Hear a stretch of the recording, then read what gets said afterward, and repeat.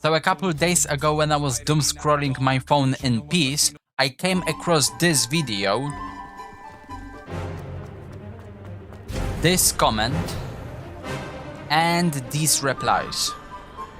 And I know it's just a meme, but the reason people are laughing is because they find it relatable, and I think it's a problem already. Because surely sprinting everywhere all the time, taking off every activity just for the sake of it, and spamming Revelio every 2 seconds is not an enjoyable way to finish this game.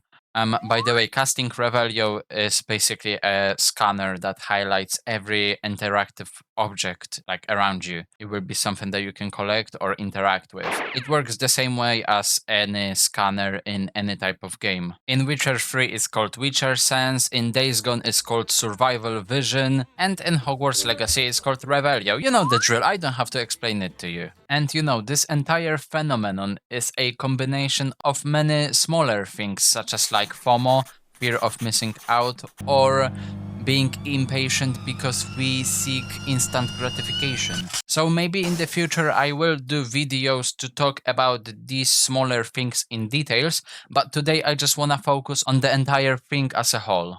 So you probably observed that nowadays many players, maybe even you, are speed running any type of game. You know, constant sprinting, constant fast traveling, spamming the scanner every 2 seconds. And at the same time, people also say that games don't really bring the same fun anymore.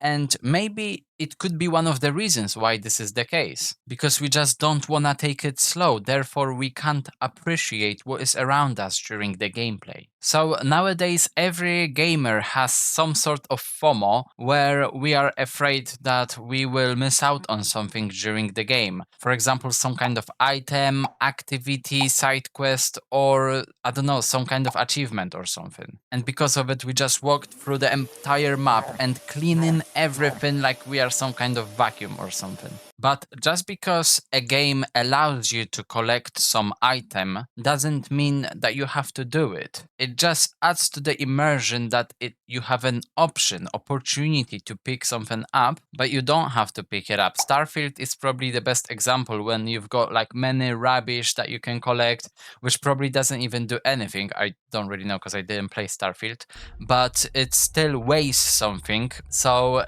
it's just not worth collecting everything in Starfield. You just have to pick up something that really interests you, but the fact that you can pick it up just adds to the immersion. And this is the same case with NPCs. You see someone and the game gives you an option to talk to him, but you don't have to do it. You can just continue going forward and focusing on your main quest that you had. Because imagine that you were doing something important, such as saving someone from oppression or something, and then you talk to some NPC to collect 10 apples for him. And, you know, according to the plot, it just wouldn't make any sense and it would be immersion breaking. And of course, if you want to do it, then that's fine, you can, but you need to understand that you don't have to do it, especially if it doesn't align with the actual plot. And I think the perfect example was The Witcher 3, which has become a meme at this point, when Geralt needed to save Ciri, but then he didn't have a problem with getting wasted, playing Gwent with Dandelion, and fucking some wenches. Not necessarily in this order.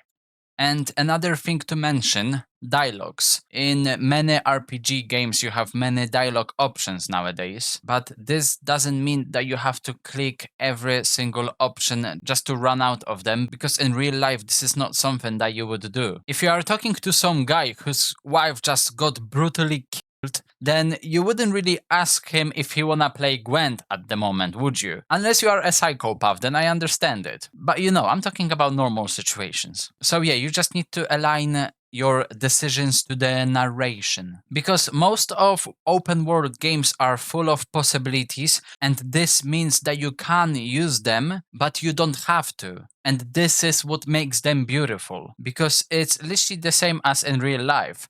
If you are walking on a pathway, yes, you can randomly turn left or right on some fucking field or go straight into the bush.